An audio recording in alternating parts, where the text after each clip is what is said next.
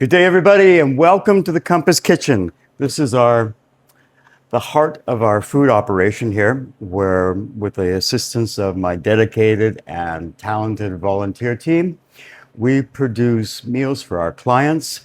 We serve in the vicinity of 6,000 meals a month that comes out of this kitchen. So today, what we're going to prepare for you are some items that you can prepare for yourself at home. Simple, they're fast, and they can be prepared using things that we have available in our market.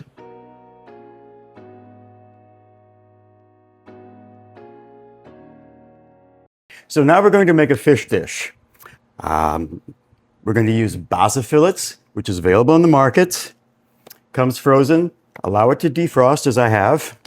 Then we're just going to open it up. I'm going to take out a couple of fillets. It's firm, it holds up to various cooking methods. It's not a heavy, oily fish like a mackerel, or even a salmon has a strong fish taste at times. It's one of the remaining inexpensive fishes. I'm just going to pat it dry. Lay it on a plate. Now, I'm going to use a little trick that we use in the restaurants. So we're going to give it what is called a quick cure. So what we're going to do is we are going to give the flesh and putting heavy salt on it. So I'm putting a fair bit of salt on it, but it's not going to stay. It's not going to stay. This is going to help firm up the flesh, draw some of the moisture out, and impart some flavor to it. So I've used about a teaspoon of salt on each side. Now I'm going to take that and I'm going to put it aside. I'm going to give that maybe 10 minutes worth of cure. 15, it's fine. After that period of time is gone, I'm going to rinse it off. Here's an important thing. I know that everything I'm putting in this dish is going to be mixed with fish anyway, but I'm still going to take it just in case there's been any bacteria. I'm going to give it an antibacterial. So after you work with fish or chicken, this is always good to work with your board. Get some paper towels. So far, so good. Okay, now we're ready to go. Boom. So we are going to do a dish that is called Basa alla Cartoccio. So generally, in the higher end restaurants, we would use a parchment paper to wrap the fish in and then bake it in the oven. But not everybody's going to have parchment paper in the house. Actually, at the dollar store, you can get parchment paper, and it's really, really cheap. So if that's available to you, go ahead and use parchment. If not, tinfoil works just fine. Just fine. So we'll use a bit of tinfoil. Give my knives a rinse as well. When we walk in the kitchen, our knife stays down by our side, blade away from the direction we're walking in, just for your own safety and the safety of your loved ones. All right, so we're going to do it inside a little pouch of tinfoil. We're going to add some vegetables to it. So I'm going to do a julienne of carrot. Again, top and end, off she comes.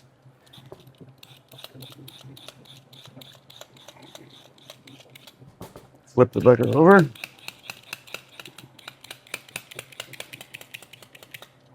Good. Collect my trimmings.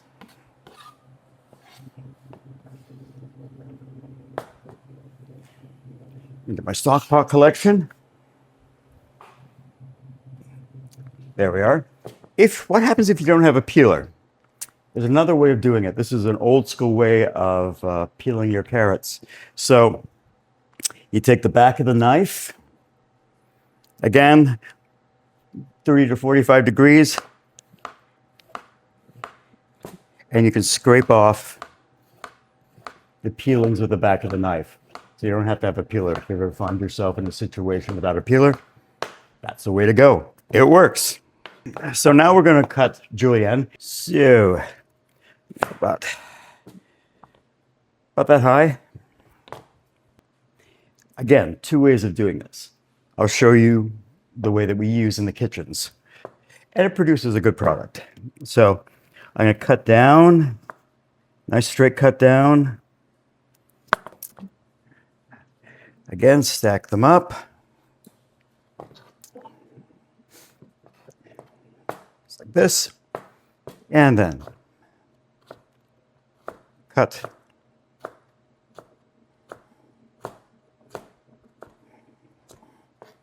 Just like that.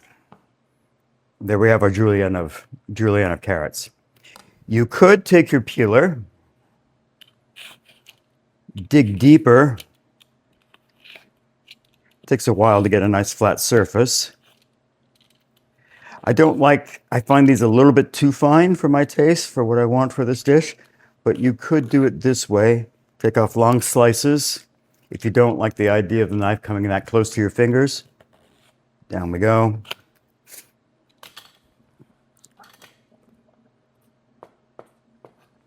Bring those together. That's a really, really fine julienne. So you can see the difference between the two products. Okay, I am going to take those three outers off. Maybe I'll cut it in half.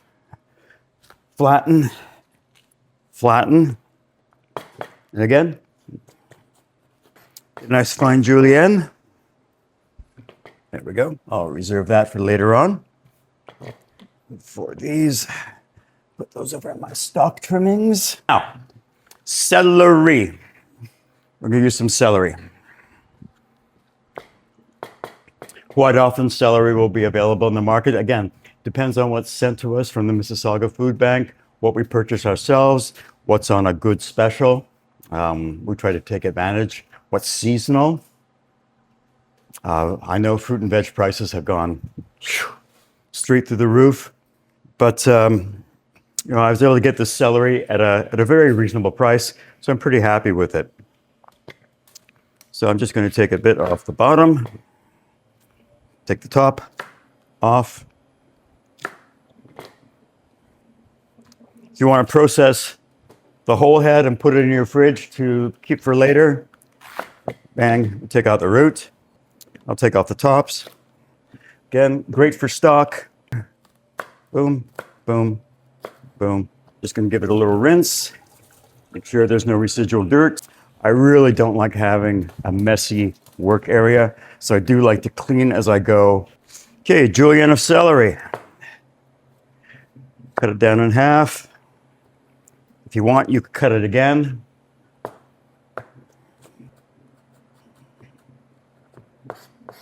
What else can you use? Well, if you've got red peppers, they're on a good price. Green peppers, they work beautifully as well. Yep, a lot of liquid has come out of it. So I'm going to just carefully, gently take that off. All right, now we've got the julienne of these three vegetables. What I'm going to do with this is, again, take a bit of margarine. Again, on the heat. Do you have to use this step? No. I like to do it because, again, for flavor, and I'm going to use some herbs in here for this dish. So I'm just going to melt that butter a little bit. You could also just pour boiling water, put these in a bowl, pour some boiling water. I just want to soften it just a little bit. Yeah. I'm just going to put that in there. A variety of spices that can be available to you. So I'm going to do something relatively simple here. So I'm going to use a little bit of tarragon. Rub the leaves together in my pan. Another spice that is called herb de Provence. Again, shows up occasionally in the market. It's a mixture of thyme and rosemary, some tarragon. So I'm going to put a little bit of that in here. It also pairs nicely with fish. I'm just going to pop over to the fridge here. Real lemon. Just a drizzle. Maybe a teaspoonful, maybe a half a teaspoonful, depending on your taste, how much you like citron. You can hear the pan starting to sizzle a little bit. Yes, clean my stove off. We get a massive deep clean every quarter here, where we have a cleaning company that comes in and does the entire building. There, see, we're getting a nice, they're softening up, they're fragrant. Lovely. You can use a little bit of fish stock in there. Professionally, we generally have within our fridges reduced and thickened stocks. So we have a fish gelée, chicken gelée, a beef gelée, and that is a power punch of flavor without adding a lot of liquid. So we often use that. We'll just put a little teaspoon of that in there just to kick up the flavor. The execution of the Cartoccio. I'm going to take my fish fillet. Again, give it another little pat. I'm going to season it just a little bit. Yes, I know I already had it in the salt, but I've washed most of that off. Now, I'm just going to fold it over like that. Alternatively, if you wanted, you could roll it. This is for another style of dish, and this is called a paupiette. When you roll the fish like this, you can stuff it. So I'm going to put it on one half, just like this. If you ever score a head of fennel, let me tell you, the fennel elevates this dish. Got a little more lemon juice. Just a little more citron. Good. And I'm going to a little bit more margarine on top, like that. All righty then. Now, we're going to fold it over, shape it around the fish, just like this. So, put my finger there. I fold it over. I fold it over. I fold it over. There. And then twist my little tail.